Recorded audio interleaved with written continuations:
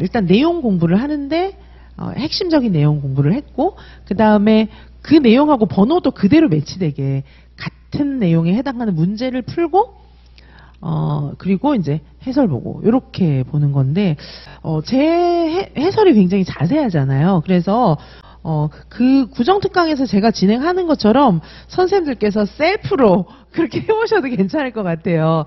그래서 어떻게 하냐면은, 이게 지금 해설지가 쭉 있잖아요. 그러니까 제 강의를 듣고 시간이 다 없는데 제대로 된 복습을 지금부터 다 하려면 너무 힘드니까 이제 선별을 해야 될 것 같아요. all or nothing은 아니에요. 그래서 다 못하면 아예 안 한다 이러시면 안 되고, 이제 선별적으로 어떤 과목은 좀 충실하게 하고 어떤 과목은 강의 듣고 빨리 샥 넘겨보는 걸로 끝내고, 뭐 이렇게 과목을 좀 정하셔야 되겠죠. 자, 그래서 요 과목 같은 경우에 예를 들면 정리를 하고 싶다 이러면은 제 강의를 잘 들은 다음에 여기 해설 있잖아요. 해설을 처음부터 끝까지 해봤자 뭐 이게 문제수가 이번에는 그렇게 많지 않고 문제도 난이도가 너무 어려운 그런 건 아니기 때문에 여기 이제 14페이지밖에 안 돼요. 자, 14페이지 25문제. 그래서 여기 내용을 쭉 공부를 하는 거예요. 뭐 공부를 막 이걸 다 외워서 종이를 다 씹어 먹어야지 이렇게 하지 마시고 그냥 어느 정도 익숙하게 한번 보시고요. 자, 그 다음에 이제 저랑 같이 공부한 거를 떠올리면서 문제를 다시 보시는 거죠. 그럼 이런 내용이 문제는 이렇게 나올 수 있구나 이런 생각이 들잖아요. 자, 사실 내용 공부한 거하고 문제하고 전혀 별개인 거 있죠. 선생님들께서 굉장히 착각하시는 게 일단 선생님들께서 막 안일하게 생각하면서 뭐 잘 될 거야 이렇게 생각하면 안 돼요. 요거는 시험은 좀 보수적으로 접근하셔야 되거든요. 그래서 잘 되겠지 그때 가서 생각나겠지 이러면 안 돼요. 그래서 내용을 공부를 한 거랑 그게 문제화돼서 나오는 거랑 완전 딴 세계다 이런 생각이 들어요, 선생님들. 그래서 시험장에 갔을 때 이게 이제 내용만 본 거는 도저히 풀 수가 없는 거예요. 근데 그거를 지금부터 이제 머리 회전을 이렇게 저렇게 돌리는 연습을 해야 되기 때문에, 자, 해설을 보면서 내용 공부를 먼저 했죠, 선생님들이. 그러면서 문제를 딱 보면서 매칭을 해보는 거예요. 자, 그러면은 진짜 지금 여기 2번 뭐 이런 것도, 자, 예를 들면 이게 지금 뭐 어떤 거니까 여기 이제 뭐 마음이론 이런 거거든요. 마음이론 이렇게 마음이론 설명이 이렇게 돼 있어요. 예를 들면 자, 마음이론 설명이 되어 있는데 여기 동그라미 1에는 이제 마음이론이다 이렇게 써야 되는 거예요. 동그라미 1에다가는 마음이론 요건 이제 쓸 수 있을 거예요. 내용 공부를 했으면. 근데 동그라미 2에다가는 뭐를 써야 되냐 하면은 이런 능력이 유아에게 있어야 하는 이유를 설명하는 건데 이제 마음이론만 공부를 했기 때문에 갑자기 못 쓰는 거예요, 이런 거는. 자, 이거는 되게 쉬운 문제거든요, 지금. 앞 페이지에 있는 아주 쉬운 문제예요. 자, 그러면 선생님들께서, 이 내용을 이제 공부를 했을 때, 이제 선생님들은 마음이론만 공부를 이제 일단 한 거예요. 그리고 이게 문제화돼서 나온 거 보니까, 내가 생각해보지 않은 다른 방향을 묻고 있네?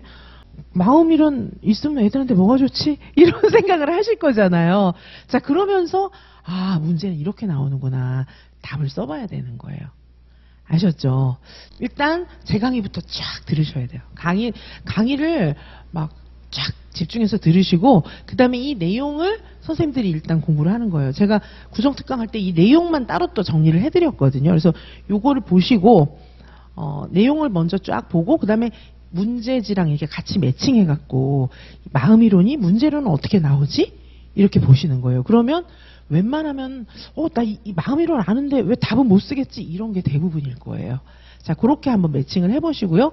그리고 나서 또 한 가지 더 해본다면은 뭘 해보시냐 하면은 여기 서답식 답 있잖아요. 물론 단답도 있어요. 단답도 있는데 요거를 필사를 한번 해보세요. 25문제니까는 이거 필사하면 뭐 얼마나 되겠어요. 한 페이지, 2페이지 그 정도밖에 안 될 거잖아요.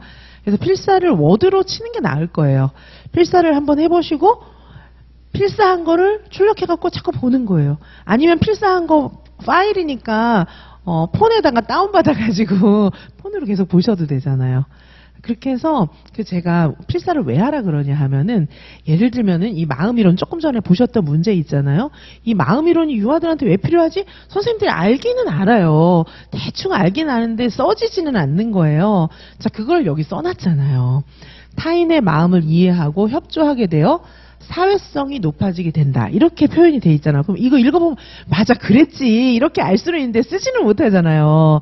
그러니까 그리고 이 문장이 육하원칙에 맞게 잘 써져 있는 거거든요. 그러니까 선생님들께서 처음에는 이제 그대로 따라서 좀 써보고 그다음에 자꾸 읽어보면서 아 이렇게 하는 거구나. 이제 문장을 좀 익숙하게 만들면은 처음엔 좀 도움이 되죠. 이거 필사를 하실 때는 이제 요거를 예를 들면 필사를 하는 거잖아요. 그러면 여기다가 제목을 달아야 되겠죠. 여기다가 마음이론 뭐 이렇게 제목을 달고 이렇게 써야 되겠죠. 그래야 나중에 쫙 볼 수 있어요. 그다음에 여기다가도 뭐 비고치키의 뭐 사회문화적 구성주의 뭐 이렇게 해가지고 답을 써야 되겠죠. 이런 식으로 해서 모범답안 필사를 조금 해도 보세요. 그러면은 이게 이제 필사를 하면서도 서답형 답안이 좀 익혀지고 암기도 되고 그리고 여기 암기도 있잖아요. 암기 문제도 있고 어떤 경우에는 개념 정의도 또 많이 돼 있거든요. 그래서 그거를 이미 풀어본 문제잖아요, 선생님들이. 그래서 한번 쭉 읽어보면은 이렇게 또 이해가 잘 돼요. 그래서 한번 그렇게 해보세요. 그거를 뭐 시간이 날마다 해서 밤새고 막 거꾸로 주무시면서 하지 말고 시간이 있을 때만 해보시고 나중에 이제 필요하면 또 더 하면 되니까 조금 어느 정도만 해보셔도 되게 도움이 될 것 같아요.